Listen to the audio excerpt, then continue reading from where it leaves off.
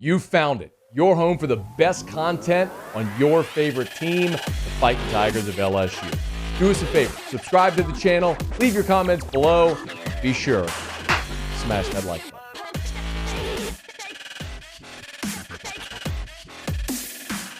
We did find out today that LSU has had another player enter the transfer portal. I've told you this for weeks and weeks and weeks.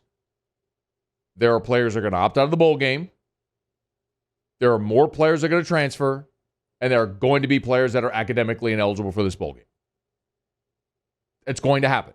You might be mad at me for saying it. I don't care. I'm telling you, Trey Palmer's not the last player that's going to transfer out. There will be guys that opt out of the bowl game. And you're going to have players that are academically ineligible. Like, they're going to be thin for this bowl game. But Palmer is an interesting one. After 3 seasons in Baton Rouge, he's not going to play in the Texas Bowl. He's entered the transfer portal. He's the third receiver to enter the transfer portal. Coy Moore did it earlier this year. Deion Smith last week. And now Trey Palmer becomes the third. As long as Kayshon Boutte is back, I'm good. He's a tilt-the-field guy, and it sounds like he's going to be back. And as long as he is, that's a foundational piece for your offense. Just look, he got injured against Kentucky. Just look at what LSU's offense did post-Kentucky. They ran the ball like wild against Florida, but then they scored 17, 14, 13 in consecutive weeks. They scored 27 against ULM. Let me say that again. They scored 27 against ULM. Like, you got to have Kayshon Boutte out there.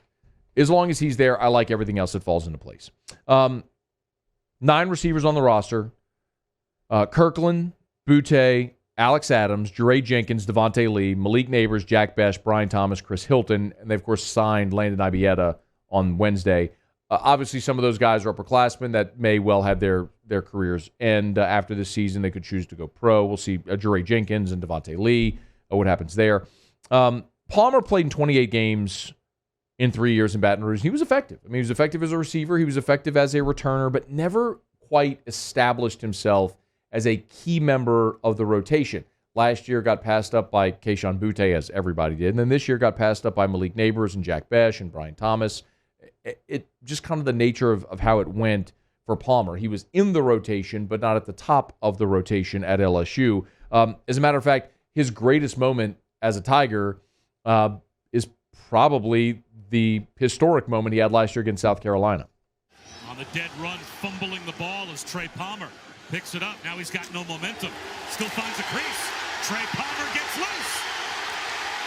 Turns the corner, gets to midfield. Can any Gamecock have an angle to bring him down before the end zone? They cannot.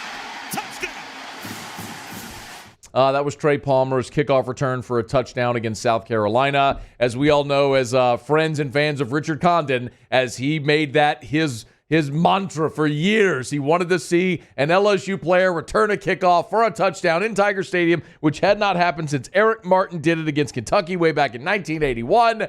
And Condon got to see it before he died, and it was Trey Palmer. And for that, I guess we'll always be grateful, mostly so Condon can shut up and stop talking about the Eric Martin kickoff return back in 1981. But it was Trey Palmer who did that, and at times he was an electric player, but I also understand it where you want the ball. And he should leave and go somewhere where he's going to be a dynamic number 1 receiver. Go to Texas Tech. Go to Louisiana Tech and play under Sonny Cumbie and catch 80 balls next year and go pro. I look at the way that this receiver rotation went, and it was just so obvious where Kayshon Boutte was your number 1, and then you kind of see how the rest of it all emerged. Malik Neighbors, very clearly by the end of the year, was your number 2. Jack Besh became your second leading receiver behind Kayshon Boutte, which that in and of itself speaks volumes about Boutte. He only played 6 games and still finished the season your leader in receiving yards and receiving touchdowns. You understand how good he is. We all do. But next year going into the season, Boutte, Malik Neighbors, Jack Besh, whatever order you want to have those. And then Brian Thomas Jr., who had some really nice moments this year, did have a few drops, but got on the field early, and they loved him in fall camp. He's the big-bodied, big-target wide receiver. And then let's see if Chris Hilton can maybe emerge. He's a big 5-star guy from Zachary who everyone was very excited about, has the speed and the athleticism, needs to maybe develop into the position, but they've got guys there. They have receivers. They have strong, fast, athletic guys that can run and jump and catch the ball and make you miss. And I just don't worry about LSU there. Yeah, you'd love it for everybody to be able to pan out, but it's one of those positions where, like offensive line, you got to sign a bunch of them and hope that you hit in the way the rotation works and plan for attrition. So you wish Trey Palmer the best wherever he goes. I mean, he was the top. It was the number 112 overall recruit in the country when he signed with LSU back in 2019. Part of the championship team as a freshman, and now is heading elsewhere to finish off his college career. So we wish Trey Palmer the best in whatever is next for him. Hey, thanks so much for watching. Please leave your comments. I love to interact, and be sure to hit the red subscribe button below.